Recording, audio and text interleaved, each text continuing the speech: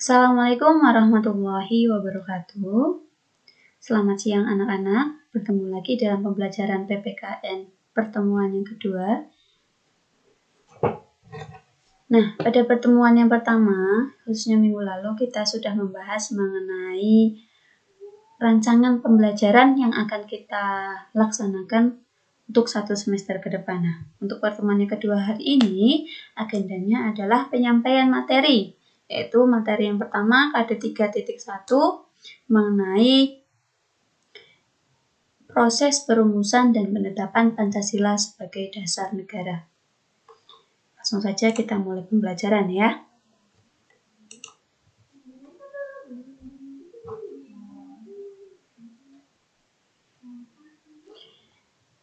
Untuk pembelajaran hari ini kita akan membahas mengenai sejarah perumusan Pancasila sebagai dasar negara. Dan untuk topik yang pertama yang akan kita bahas yaitu sejarah pembentukan BPUPKI. Itu sebagai badan yang ditugaskan untuk mempersiapkan kemerdekaan Indonesia ya. Sebelum memulai pembelajaran mengenai sejarah pembentukan BPUPKI, Wira akan sedikit menjelaskan istilah-istilah yang perlu kalian pahami. Yang pertama ada istilah Pancasila, kedua ideologi, dan yang ketiga dasar negara. Kita lanjut langsung istilah yang pertama yaitu Pancasila. Pancasila adalah ideologi yang dijadikan sebagai dasar negara Republik Indonesia. Dengan kata lain, Pancasila menjadi aturan dasar serta pedoman bagi bangsa Indonesia dalam kehidupan berbangsa dan bernegara. Yang kedua, ideologi. Ideologi adalah seperangkat ide yang membentuk keyakinan dan paham untuk mewujudkan cita-cita manusia. Dan yang ketiga ada dasar negara. Dasar negara adalah fondasi bagi berdirinya suatu negara, sumber pelaksanaan kehidupan ketatanegaraan, atau sumber segala peraturan yang ada dalam suatu negara. Nah, lalu bagaimanakah sejarah lahirnya BPUPKI sebagai badan atau lembaga yang merumuskan ideologi dan dasar negara Pancasila? Oke, kita langsung mulai pembahasannya. Sejarah lahirnya BPUPKI. Jepang mulai menguasai wilayah Indonesia setelah Belanda menyerah di Kalijati, Subang, Jawa Barat pada tanggal 8 Maret 1942 melalui sebuah perjanjian yang dinamakan dengan Perjanjian Kalijati. Kenapa dinamakan Perjanjian Kalijati? Karena perjanjian tersebut dilaksanakan di wilayah Kalijati, Subang, Jawa Barat. Dalam Perjanjian Kalijati ada dua pihak, yaitu Belanda dan Jepang, di mana Belanda diwakilkan oleh Hatterpoorten, sedangkan Jepang diwakilkan oleh Hitoshi Imamura. Dalam Perjanjian Kalijati tersebut, intinya adalah terjadi penyerahan kekuasaan wilayah Hindia Belanda kepada Jepang, ya. Dan saat itu, untuk menarik simpati rakyat, Jepang melakukan beberapa usaha. Di antaranya adalah 1, Jepang menyatakan diri bahwasannya kedatangan mereka tidak untuk menjajah, ya. Kemudian yang kedua, melakukan propaganda gerakan 3A, yaitu Jepang Cahaya Asia, Jepang Pelindung Asia, dan Jepang Pemimpin Asia. Kemudian yang ketiga, melakukan pengakuan atau mengaku-ngaku sebagai saudara tua bangsa Indonesia. Dan yang terakhir, Jepang juga memperkenalkan semboyan Hakko Isshu, yaitu dunia dalam satu keluarga dan Jepanglah yang menjadi pemimpinnya. Akan tetapi, realita yang ada ternyata tidak sesuai yang diomongkan atau tidak sesuai dengan apa yang telah dibicarakan oleh Jepang sebelumnya, yaitu pada awal masuk wilayah Indonesia. Kedatangan Jepang justru hanya meneruskan penjajahan di Indonesia. Salah satunya adalah muncul kebijakan-kebijakan yang tidak manusiawi atau sama saja melakukan penjajahan, ya. Salah satu kebijakan yang terkenal adalah kebijakan kebijakan kerja paksa atau disebut dengan Romusha. Jadi Romusha ini adalah kebijakan kerja paksa bentukan Jepang, di mana di situ Jepang melakukan pemaksaan terhadap orang-orang atau rakyat Indonesia untuk melakukan kerja tanpa mendapatkan upah atau tanpa mendapatkan imbalan.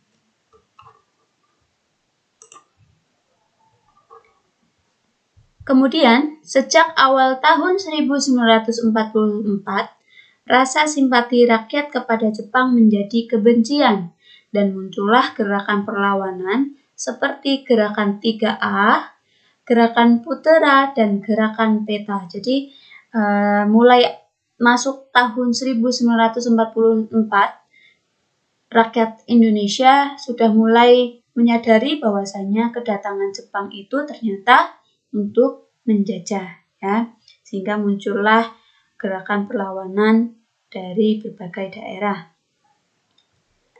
Selanjutnya, Jenderal Kuniaki Koiso didaulat menggantikan posisi Hideki Tojo sebagai Perdana Menteri Jepang saat sidang parlemen 7 September 1944. Jadi ini sebelumnya ada Jenderal Hideki Tojo, kemudian digantikan oleh Jenderal Kuniaki Koiso. Nah, karena perlawanan dari rakyat Indonesia terus dilakukan, maka untuk meredam perlawanan rakyat Indonesia tersebut, Kuniaki Koiso menjanjikan kemerdekaan bagi Indonesia. Nah, untuk merealisasikan janjinya tersebut, kemudian dibentuklah sebuah badan, yaitu dalam bahasa Jepang dikenal dengan istilah Dokuritsu Zunbi Kyosakai atau BPUPKI, ya, yang kepanjangan dari Badan Penyelidik Usaha-usaha Persiapan Kemerdekaan Indonesia. Pembentukan BPUPKI ini tujuannya adalah agar menarik simpati rakyat Indonesia. Jadi Jepang ingin menarik simpati rakyat Indonesia kembali supaya apa? Rakyat bersedia membantu Jepang melawan sekutu dalam Perang Pasifik. Jadi saat itu kondisi dunia itu sudah mulai terjadi goncangan karena sudah mulai masuk peristiwa Perang Dunia II. Nah, perang yang dilakukan oleh Jepang ini yaitu Perang Pasifik untuk melawan sekutu. Kemudian, BPUPKI sendiri dibentuk pada tanggal 1 Maret 1945, bertepatan dengan ulang tahun Kaisar Hirohito. Sementara diresmikan pada tanggal 29 April 1945 dan dilantik pada tanggal 28 Mei 1945.